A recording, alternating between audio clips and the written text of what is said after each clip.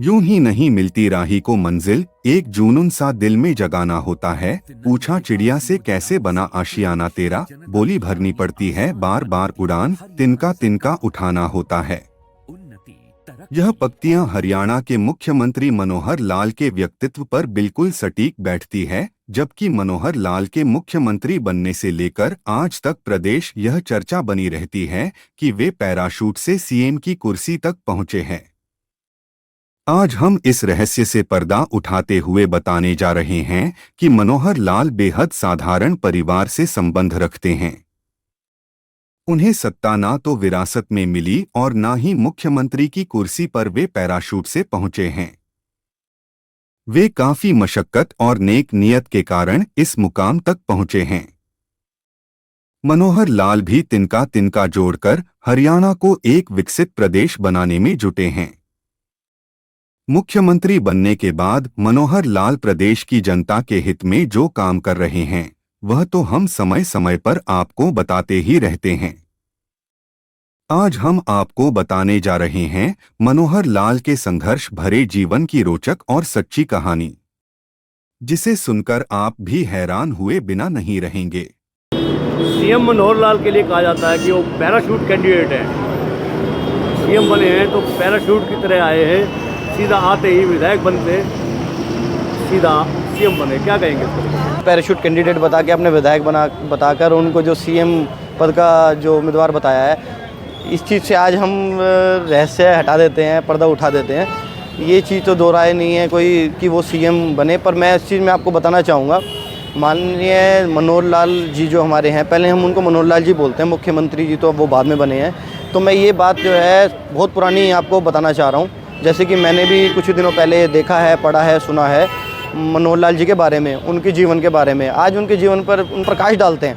मनोहर लाल जी मुख्यमंत्री के जो दावेदार थे, लोग कहते हैं कि उनको अनुभव नहीं था और राजनीतिक परिवार से नहीं थे। मैं बहुत पुरानी बात बताना चाह रहा हूँ। 1947 में पश्चिमी पंजाब से इनका परिवार जो है हरियाणा में के निदाना गांव के अंदर आके विस्थापित हुआ जब देश का विभाजन हुआ था हमारे। तो उनके पास ना कोई जमा पूंजी थी, ना रोजगार का कोई आय था। तो उनके परिवार वालों ने यहाँ पर मेहनत मजदूरी करके निदाना गांव के अंदर कुछ अपनी दिनचर्या को चलाया।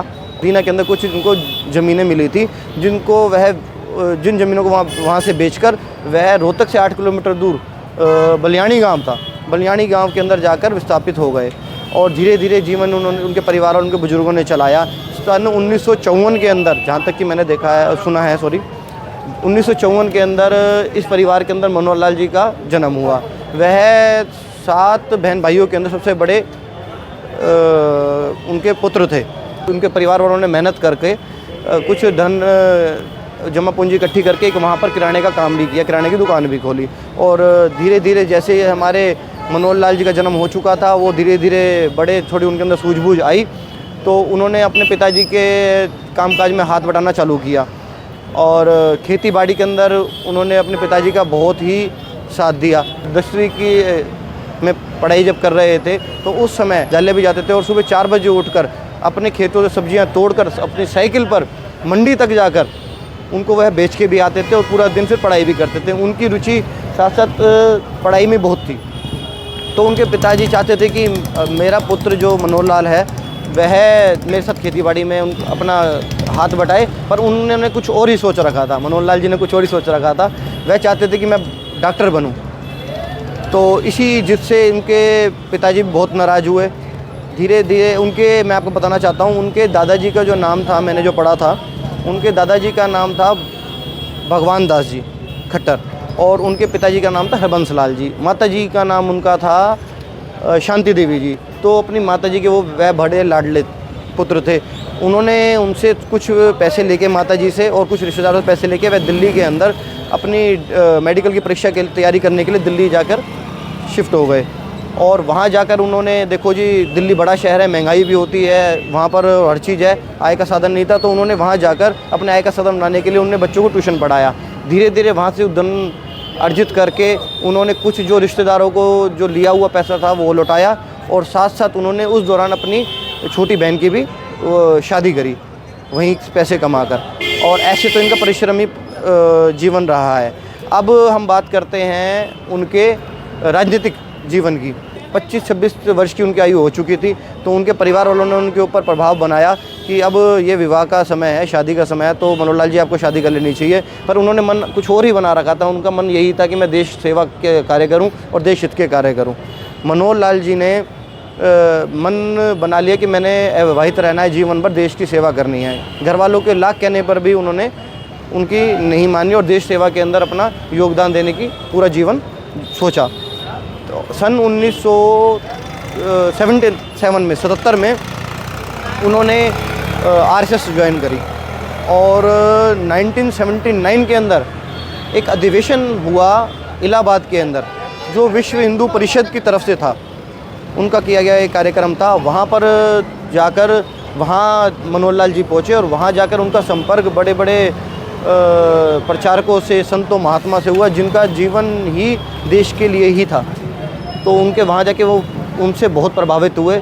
सन 1980 के अंदर उन्होंने फैसला ले लिया कि वह अब सिर्फ देश की सेवा ही करेंगे। उन्होंने आरएसएस ज्वाइन कर ही ली थी और 1980 के बाद हमारे देश में कोई भी क्या नाम है आपदा जहाँ भी किसी भी इलाके में हुई, वह वहाँ जाकर अपनी टीम के साथ जाकर उन लोगों की मदद करते थे, वहाँ जाके लोगों की सेवा करते थे। लगभग उन्होंने 14 साल तक यह कार्य किया और 1994 में 94 में उन्होंने बीजेपी पार्टी ज्वाइन करी। 1994 बीजेपी पार्टी ज्वाइन करने के बाद उन्होंने उनको हरियाणा के अंदर संगठन मंत्री, कहीं प्रबंधक कमेटी के अंदर कहीं ना कहीं कुछ ना कुछ उनको जिम्मेवारी मिलती रही और धीरे धीरे उनको वो बखूबी निभाते रहे अपने जीवन काल के अंदर। और जिससे कि जिस भी कार्य के अंदर वो जो भी कार्य अपने हाथ में लेते उसको बहुत ही अच्छे ढंग से उस कार्य को पूरा करते थे। हरियाणा के अंदर 1996 के अंदर जब हरियाणा विकास पार्टी हुआ करती थी, बंसी लाल जी की सरकार जब बनी थी, तो उसके अंदर भी जो गठबंधन हुआ था मनोहर लाल जी द्वारा ही वह करवाया गया था। मनोहर लाल जी उस समय हरियाणा के संगठन मंत्री हुआ करते थे और धीरे धीरे यह सरकार चली। पर कुछ समय बाद मनोहर लाल जी को ऐसा लगा कि यह सरकार अलोकप्रिय हो रही है, लोगों के समझ से बाहर है, लोगों की सेवा करने में असमर्थ हो रही है।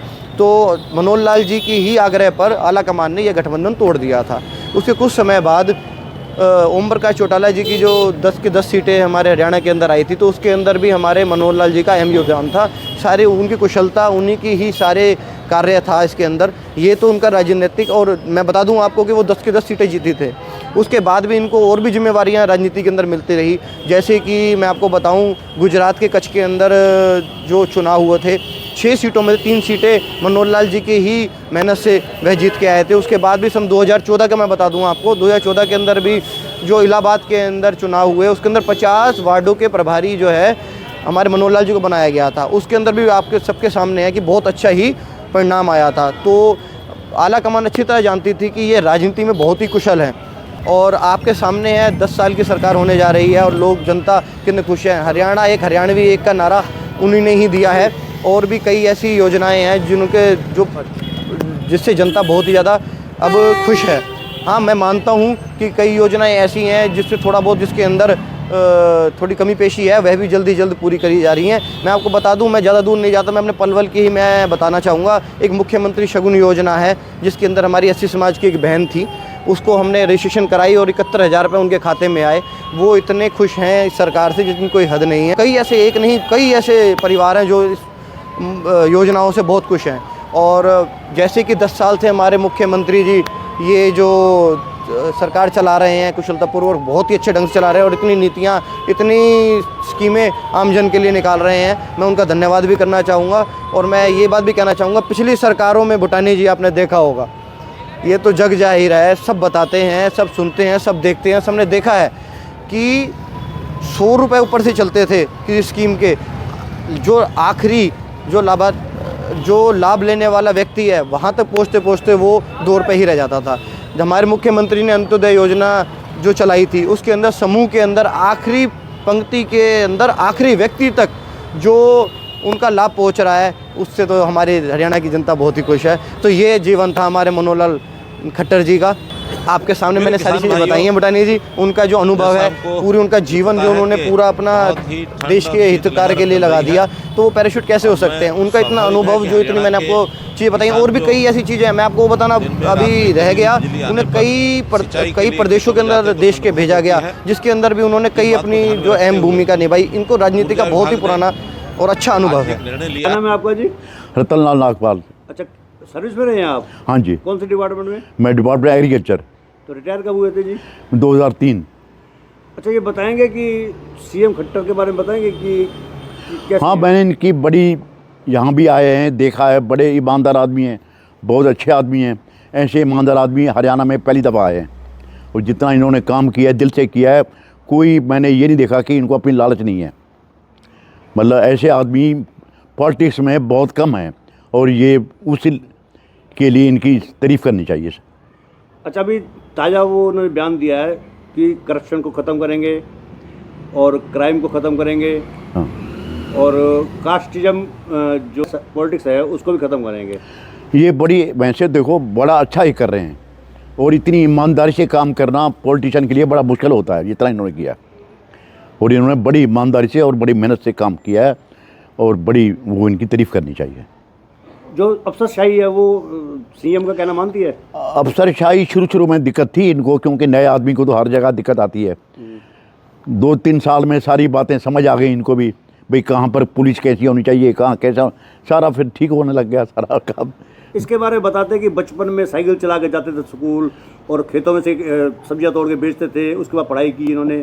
हाँ थे, तो मतलब एक आर्डर ही वो थे, कोई ये तो नहीं थे कि ये तो बस इनकी समझ लो पीएम से मुलाकात थी, उसका मिनिस्टर बढ़ा दिया। ईमानदार थे, ये सारी बातें इनको पता थी पीएम को, भाई हमारे साथ रहे हैं, जनसंघी हैं, बड़े कट्टर वो हैं और ईमानदार हैं। तो ईमानदार आदमी को तो हर आदमी पसंद करता है। जो आप देख रहे हैं YouTube channel, Facebook page, Instagram और ट्विटर हैंडल, इसको आप लाइक फॉलो अवश्य करें और कमेंट बॉक्स में जाकर एक प्रतिक्रिया अवश्य दें। वोकल फॉर लोकल के लिए हमें आपका इतना सा सहयोग जरूरी है। धन्यवाद। जय हिंद, जय भारत। हम आपसे अनुरोध इसलिए भी करते हैं क्योंकि अगर आप ऐसा नहीं करेंगे तो लोकल चैनल कैसे आगे बढ़ेगा। मेन स्ट्रीम मीडिया के मुकाबले में लोकल चैनल ही आपका हितकर है।